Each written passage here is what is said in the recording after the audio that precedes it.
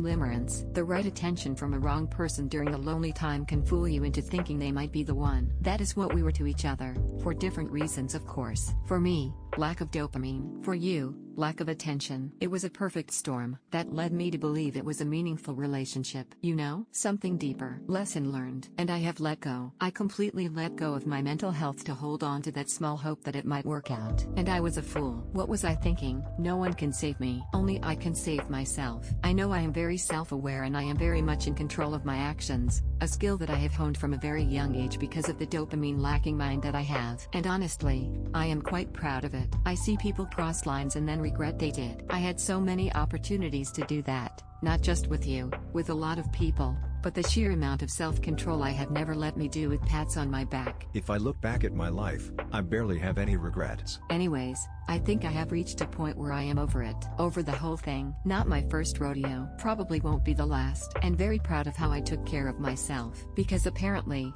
it is not a skill that a lot of people have. Peace out. You want me to work my exact hours? Okay, no problem. A few years ago, my manager decided to crack down on workplace discipline. His first rule: everyone had to work their exact scheduled hours, no more, no less. If your shift was 9:00 to 5:00, you couldn't start a minute early or leave a minute late. Now, I'm the kind of person who likes to finish what I'm working on, even if it means staying a little past my shift. But fine, rules are rules. At 5:00 sharp, I started dropping everything. Middle of a call with a client? Sorry, it's 5:00. Let's pick this up tomorrow. Writing an email? Draft saved. Computer shut down. My co-workers followed suit. Soon, the office was a ghost town at exactly 5:01 every day. It didn't take long for chaos to erupt. Deadlines got missed, calls were dropped, and clients weren't happy. Management started to notice. After about 2 weeks, the rule magically disappeared, and we were told, just do what you need to get the job done. Funny how quickly things change when you follow orders too perfectly. Added update. A lot of people asked if this was about working long hours. It wasn't. The issue was flexibility. Many of us liked starting early or staying late when it suited us, but the policy forced us into rigid schedules, which didn't work for how we like to manage our workloads. When they realized flexibility made things smoother, they backtracked fast.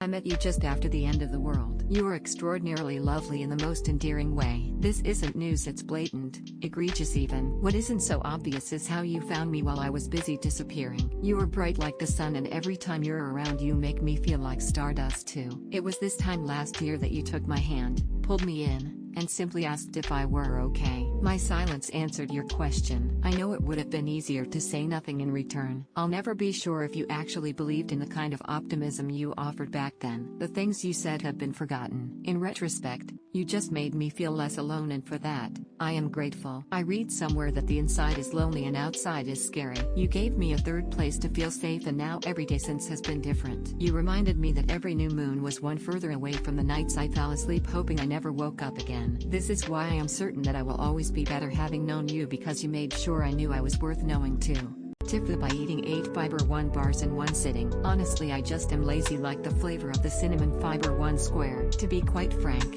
they're addicting for me. Thought, oh, whatever, the fiber won't be that bad. Wrong. Bitch. Been farting all night and waking up from cramps, and now have been seated at the toilet since 4:25 a.m. It's now 4:50. Dropping gassier farts more akin to bombs than anything else. It's actually insane to explain BC until you've experienced it, which I hope you never do. You'll never get how gas why you get low. And doing this in a college dorm's communal bathroom personally is hell. At least it's 4:50 a.m. low. No shits yet, but that will be coming soon. For sure. Have a full day of work, classes today and a midterm tomorrow. High-key very worried about that because I do not want to shit my pants, or skip my commitments. BC, I have been shitting non-stop low. Oh, and did I forget to mention, I live in a one-room double with a roommate? Yeah, not the brightest idea in retrospect. And I would say I learned my lesson, but last time I ate 6 of these bars back in December and said I'd never do it again, and look where I am now.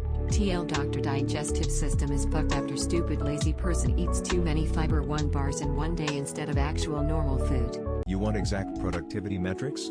Sure thing. A few months ago, my manager got obsessed with tracking our productivity to the decimal point. Every task had to be logged, measured, and analyzed. No exceptions. If it wasn't on the spreadsheet, it didn't count. So, one day, during our weekly team meeting, He casually said, "I don't care how long it takes, just make sure everything is logged perfectly." Cue malicious compliance. I started logging everything. Reading the boss's email 3 minutes, 42 seconds. Deciphering vague instructions 5 minutes. Refilling water bottle to avoid screaming 2 minutes, 10 seconds. Thinking about whether this is real life or a sitcom 7 minutes. Contemplating the meaning of corporate jargon 4 minutes, 30 seconds. Strategic sighing to release frustration 9 seconds. Soon enough, my task tracker looked like a surreal diary of corporate life. I even color-coded it for extra precision. When he finally looked at my logs, he freaked out. "Why are you wasting time tracking all of this?" I reminded him, "You said everything needed to be logged." Surprisingly, we had a new policy: by the end of the week, log only what's necessary.